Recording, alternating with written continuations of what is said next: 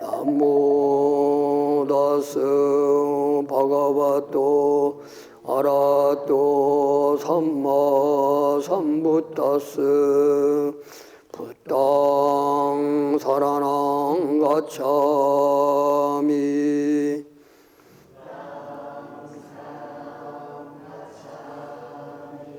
담망 사라낭 가차미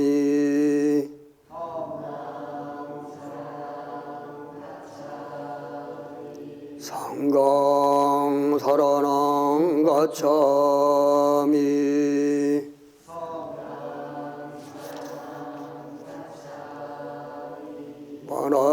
파나티파땅 웨라마니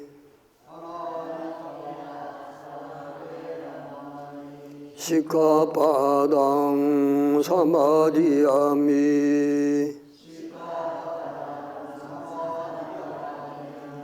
아딘나다나 웨라마니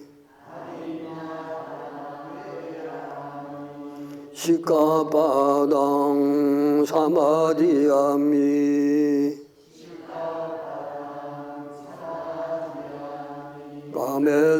가메스미짜짜라 웨라마니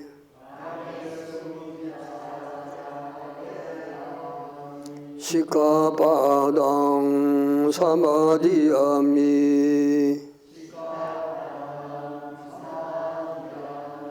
무사와다 웨라마니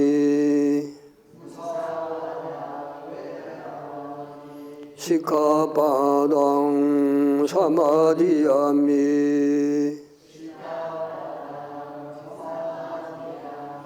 수라메라야 마자 파마타다나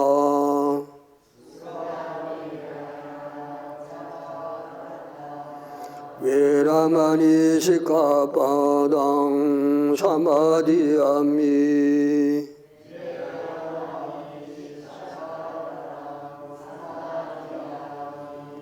이와 같은 우계를 잘 지키겠습니다.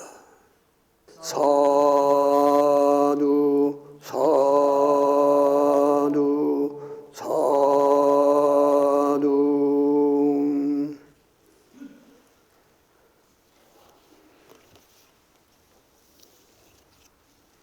여러분 잘 오셨습니다. 지난번에 우리 이어서 사무량심 가운데 지난번에까지 사무량심, 자해수행에 대해서 우리 공부를 했습니다.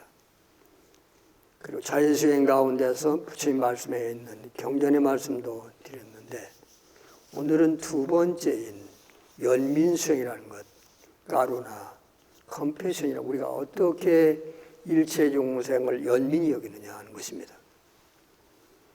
안구따라니까에 보면 비구들이 여기 한 사람이 세상에 태어날 때 그는 많은 사람들에게 이익과 행복이 되고 세상에 대한 연민심으로 많은 천신과 사람들에게 이익과 행복을 위해 태어나신다.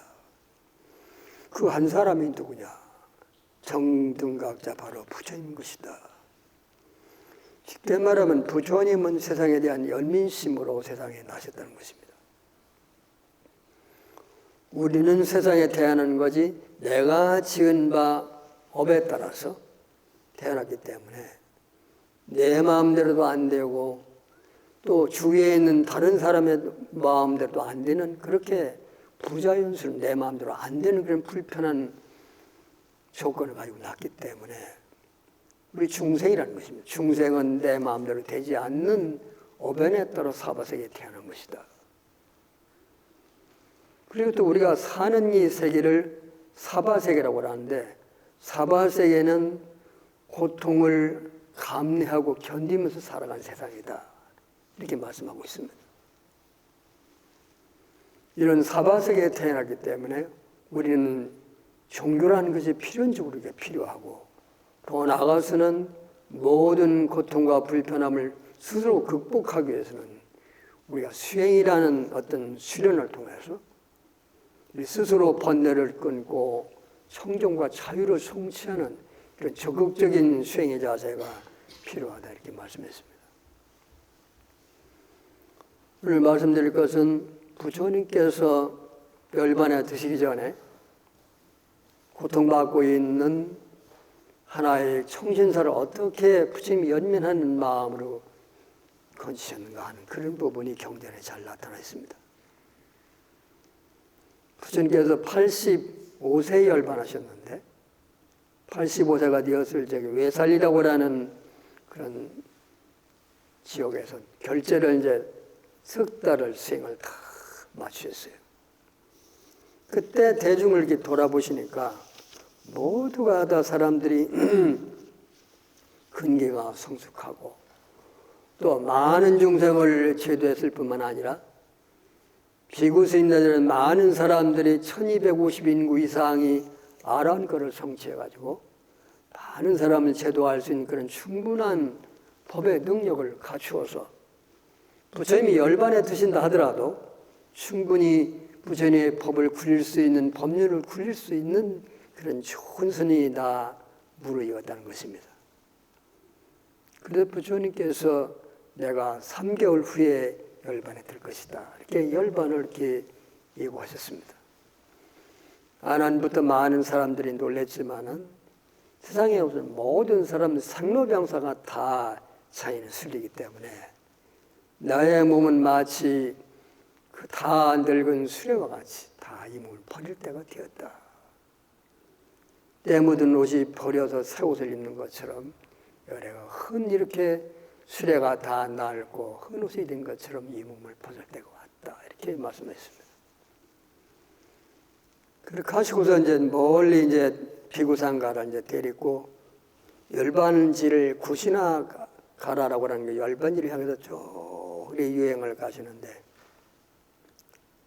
도중에 바와라고 하는 마을에 이르러 가지고 망고동산이 아주 이제 아름다운 동산이 있어. 거기서 이제 더 쉬었습니다. 근데 인도 풍습에는 누가 그런 성자가 망고동산에 쉬면은 주인이 와서 인사를 드리는 것이 그때 아마 풍습이었던가 봐요. 부처님과 제자들이 망고동산에 와서 쉬신다는 말을 듣고 그 주인인 순다라고 하는 금세공이 그 말을 듣고 딱 부처님 와서 이제 인사를 드리고 부처님께서 그 담례로 좋은 법문을 해주셨습니다. 법문을 들은 순다가 너무나 신심이 나가지고 내일 점심때에 부처님과 상가에 공양을 올리고 싶습니다. 이렇게 이제 청을 하니까 부처님께서 무기언이 묵묵히 허락을 했어요. 금세공 순다가 와서는 음식을 다 준비해서 공양을 이제 대접하려고 했습니다.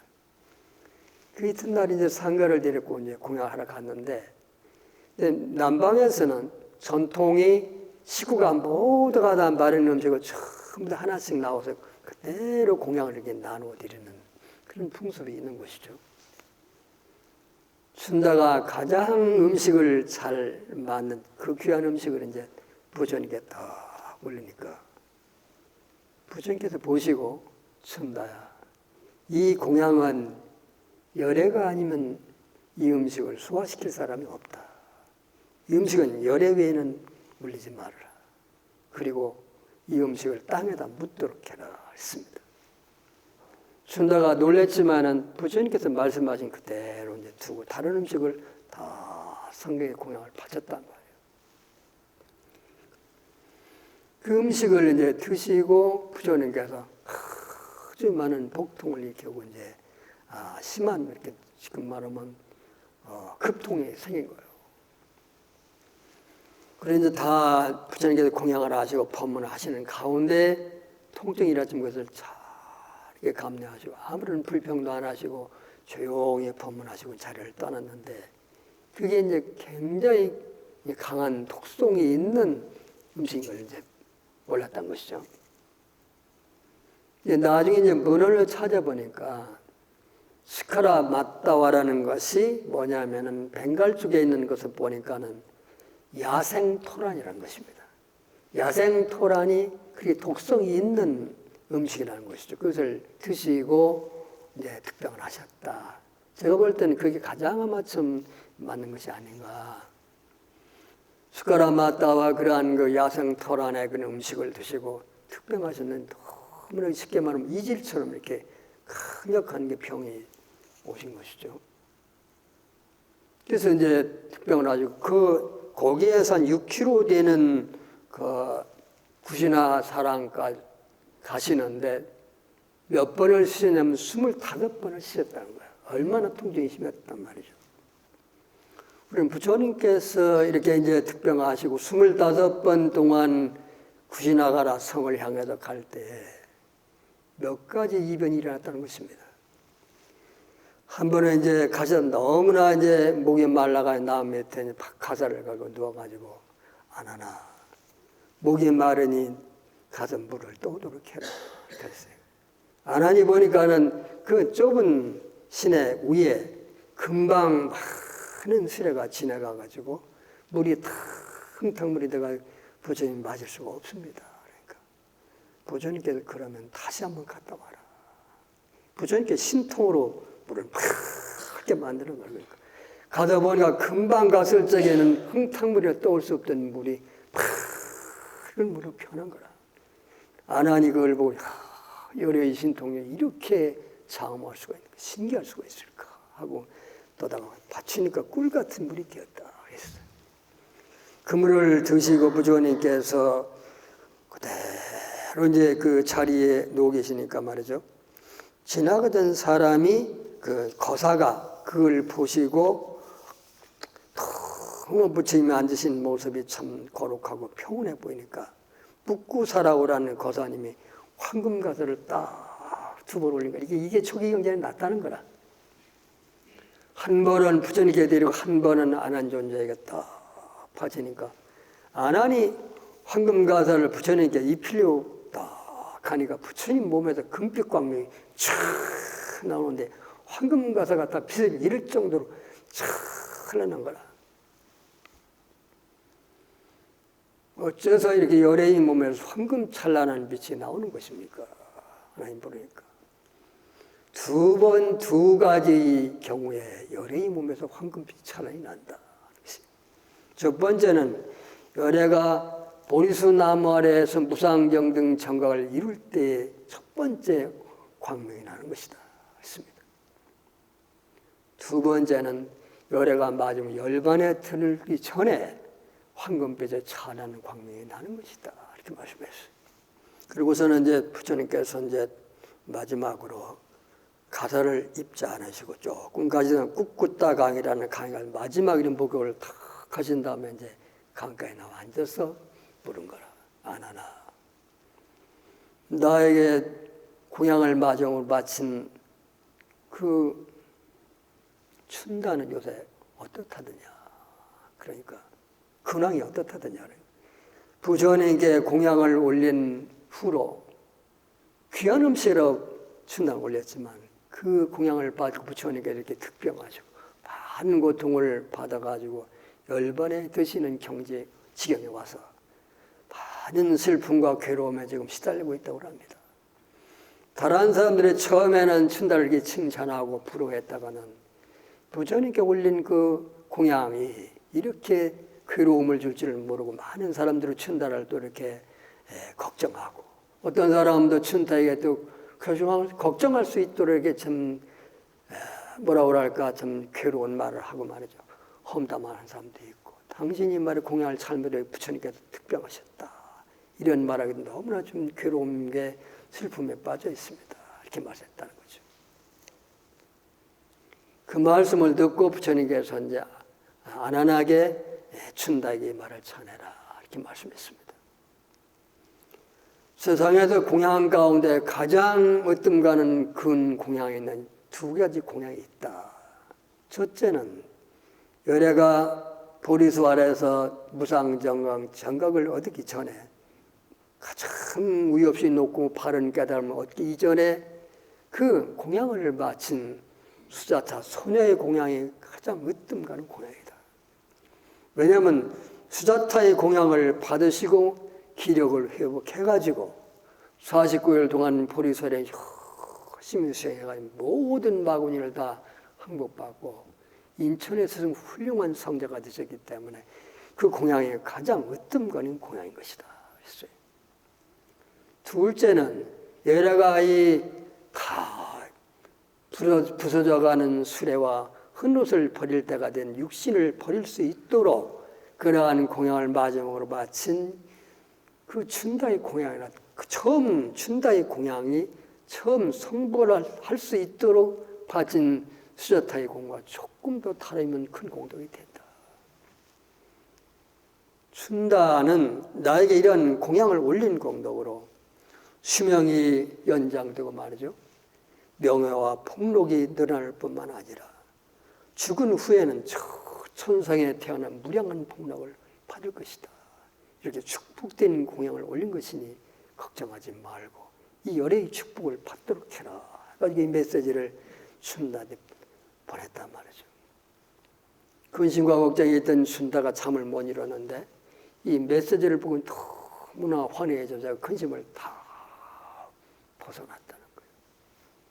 이것이 부처님께서 연민심으로 고통과 슬픔에 빠져있는 춘다를 구제하신 가장 좋은 어떤 하나의 본보인 것이다. 이렇게 말씀했어요. 우린 수행이라는 것이 나 자신만 위한 수행이 아니라 나 자신도 이뤘고 남도 이룰 수 있는 수행이 정말로 자타시 성불도처럼 너와 남이 다 행복하고 번영할 수 있는 좋은 수행이 되어야 된다. 내가 아무리 수행을 잘한다 하더라도 이 수행이 다른 사람과 쉐어하는 나누는 그런 회양지심이 없이는 이 공덕이 더 빛날 수가 없는 것이다. 그렇기 때문에 항상 우리가 공덕을 지으면 반드시 나누는 회양지심을 해야 된다. 이렇게 말씀했습니다. 저도 처음에 여기 한국 와가지고 내가 부족한 이 수행을 사람들은 정말 나눌 수 있을 그 정도가 될까? 이렇게 생각했어요. 그런데 이제 처음에 와서 며칠을 고민하고 있다가는 꿈속에서 미얀마 모시던 큰 스님께서 몽중에 보이셨어요. 두 가지 길이 있다. 하나는 네가 법의 길을 완성하기 위해서는 숲속의 수행자가 되는 것이다. 두 번째는 내가 아직 완성된 큰 그릇은 아니지만 네가 그동안 닦은 이 수행의 공덕을 다른 사람에게 회용할 수 있는 두 가지 길 가운데 선택은 너한테 있는 것이다. 이렇게 말씀했어요. 그런데 이제 얼마 있다가는 우리 가장 친한 노반 형각스님 만날 기회가 있었는데 형각스님이 그런 부탁을 해요. 내가 스님한테 이런 얘기를 하면 좀 어떨지 모르겠지만 수행을 해도 혼자만 수행해가지고 있으면 뭐 할 거냐. 중생에게 회양하지 않는 수행은 어떤 그 향기와 어떤 가치가 없다고 생각한다. 나는 부족하지만은 원주에 가서 장애인 등 해가지고 많은 복지 사업을 하면서 보람을 느꼈다. 처음에는 하나 장애인 복지를 했다가 점점 늘어나다 지금 25개의 복지관을 가지고 운영하다 보니까 너무나 힘든 부분도 있지만 나름대로 부처님의 은혜를 갚는 것이다. 이런 생각이 들고 이것이 나의 또 수행이라고 생각하니까 더 열심히 함으로써 모든 사람부터 정말로 인정받는 그런 하나의 수행자가 되었다는 걸 보면 내 나름대로 부족하지만 이런 회양하는 마음이 모든 사람에게 정말로 부처님 법을 나누는 이런 복지 사업이 중생회라는 좋은 하나의 방법이 아닐까 저는 그렇게 생각한다. 우리가 세 번째는 부처님께서 이제 우리가 지난번에 기쁨인 것이다 이렇게 말씀했습니다. 기쁨은 다른 사람의 짓는 공덕을 따라서 기뻐하는 것이다. 다른 사람이 기쁜 마음으로 그 짓는 공덕을 함께 기뻐할지언정 우리 다른 사람이 공덕을 짓는 걸 보고 시기하거나 질투하면 되지 않는다. 그렇기 때문에 그런 것을 우리가 보고 그런 마음을 없애는 방법은 내 마음속에 있는 악한 마음, 악한 과보심을 그러니까 근본적으로 내 마음속에 잠재되어 있는 불순한 마음을 털어내야 되는데 그 방법은 뭐냐면 참여하는 방법 없다. 참여하는 길밖에 없다 말씀했습니다. 그래서 아마 다음 시간에 업장을 참여하는 정화명상이 있을 거니까 그때 한번 다시 한번 더 자세히 한번 해보시는데 이처럼 우리가 우리 마음속에 있는 부족하고 용서하지 못할 이런 부분들이 있던 걸 지난번에 우리가 두 번째, 연민이 여기는 마음으로 그 마음을 다 용서하고 받아들여야 된다. 부처님께서 춘다의 이런 괴롭고 슬픈 마음을 어루만져주고 기쁨을 주는 것처럼 우리 자신에게 부족하고 또 잘못되고 불선한 마음을 탓하고 원망하지 말고, 이것이 본래 내 마음이 아니라 내가 인연에 의해서 어변에 의해서 만들어진 그런 내가 악한 마음이지 내 본래 마음은 아닌 것이다. 만약에 내 본래 마음이라고 할 것 같으면 이 마음이 항상 내 안에 있어서 선한 마음을 일으킬 수도 없고 다른 마음을 쓸 수가 없는데 인연 따라 임시 나타나는 마음일 뿐이기 때문에, 그러나 그 임시 나타나는 마음에 일어났다 사라졌지만 그 결과는 업이라는 씨앗은 내 마음속에 간직되어 있다 그 말이야. 이해 가셔? 업의 행위라는 것은 그냥 인연에서 딱 일어났다 사라졌지만은 그 결과로 만들어진 업의 씨앗은 내 마음속에 종자로 남아있기 때문에 이것을 없애는 방법은 우리가 참이라는 수행 방법을 통해서 제거하는 수밖에 없다고 말이에요. 그러므로서 그런 마음을 바로 뭐냐면은 내 마음을 미워하거나 원망하거나 자기 자신을 피하는 그런 마음을 갖지 말고, 부정적인 마음을 갖지 말고, 이것은 내 마음이 아니라 인연에 따라 일어나는 하나의 내가 그 마음이 이런 하나의 현상이다. 업인 것이다. 그렇게 받아들이고 그 마음을 내려놓는 그런 연민의 마음, 자기를 용서하고 이해하는 그런 마음이 있어야 된다. 이것이 자기에 대한 연민의 마음인 것이다.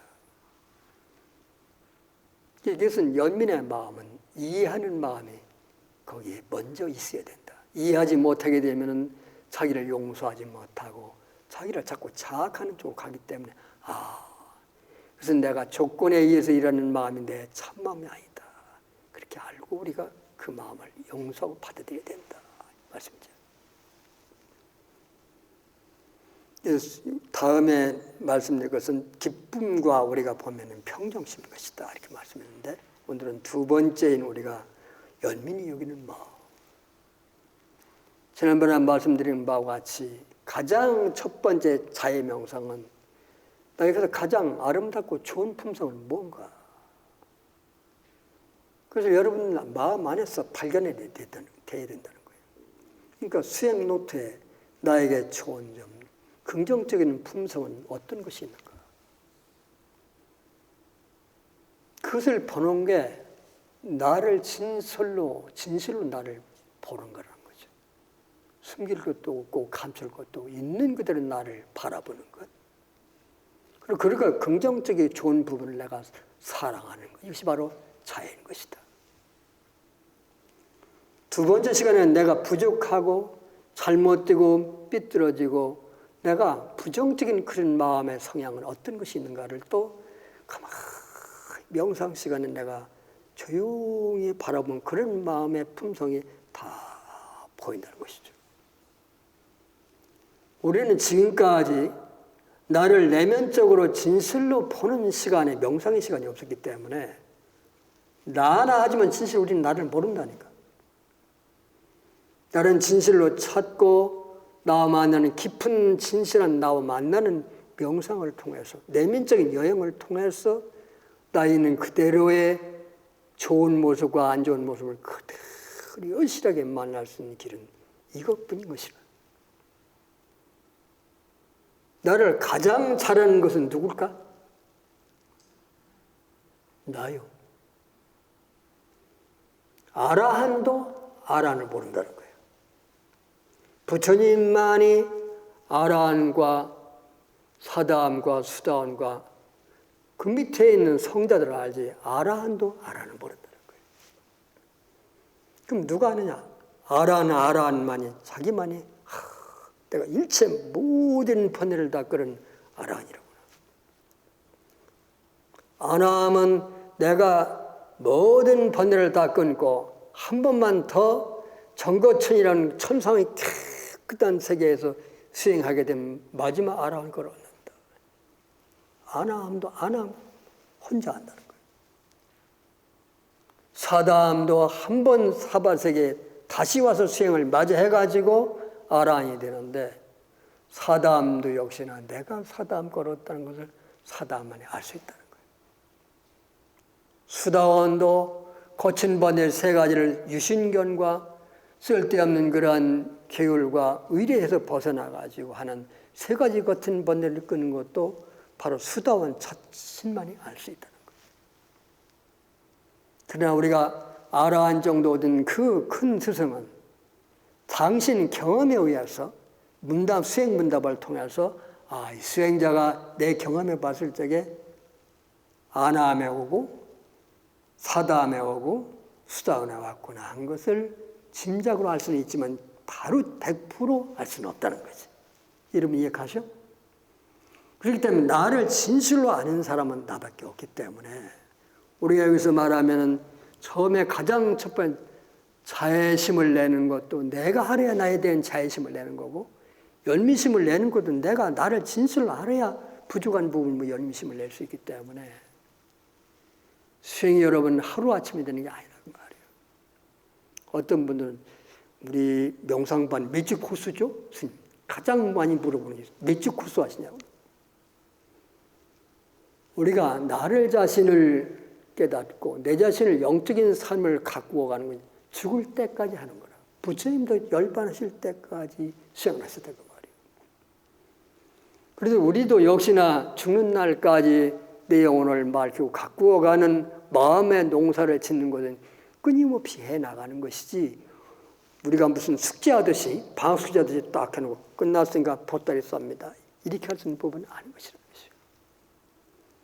물론 여러분이 조건에 따라서 이 수행 코스에 여러분이 석 달 나올 수도 있고 1년 나올 수도 있고 내가 허락하는 시간까지 명상 시간이 나올 수 있겠지만은 그러나 내가 여러분들에게 말씀드릴 수 있는 부분은 혼자 명상할 수 있을 정도의 어느 정도의 수행을 했을 적에는 여건에 따라서 나오다 안 나올 수 있다 그 말이죠. 그러나 그 과정까지 가기 전까지는 어렵더라도 계속 나와서 여러분들 수행에 동참하고 공부를 해야만이 내가 이번엔 시간이 못 가더라도 집에서 명상할 수 있겠구나. 이런 정도는 준비가 돼야 된다. 이런 말씀을 드린다는 것이죠. 그럼 그것이 언제까지일까요? 그것은 정해진 건 없는 거라. 그러나 내가 이제 경험해 보니까는 1년을 열심히 하고 나니까 1년 되니까 사회도께서 뭐냐면 파스포트를 주시는 거라. 당부 드릴 적에 여권에는 사회도가 큰 스님께 다 가져가시는 거야. 너희들이 올 때는 내 마음대로 왔는데 갈 적에는 내 마음대로 못 가. 나에게 왔을 적에는 나의 체제로 왔을 적에는 네가 스스로 공부할 수 있는 어떤 그런 궤도에 들어갔을 적에 나에게서 파스포트를 가져갈 수 있다. 1년 지났을 적에 제가 습속으로 수행하러 갈수 그때 그런 조건이 있었죠. 저기 뭐라고 그럴까 불살하기 때문에 큰 스님 제가 이제 습속으로 가겠으면 갈 만한 때가 됐지. 그냥 기쁜 마음으로 파스포트를 주시는 거예요. 5명이 그 파스포트를 받아가지고 습속으로 공부하다가는 제가 병을 얻은 것이란 말이죠. 그렇기 때문에 내가 어느 정도 시간에 얼마만큼 열망적으로 수행을 하느냐에 따라서 우리의 수행의 열매는 얼마만큼 익어가느냐 하는 것은 내가 노력한 만큼의 인과가 분명히 있기 때문에 여러분들이 여기 와서 이제 일주일에 한 번씩 모이시는데 그냥 오늘 수요일 날 저녁에 왔으면 공부만 하는 게 아니라 집에서 반드시 명상 시간을 꼭 가지셔야 된다.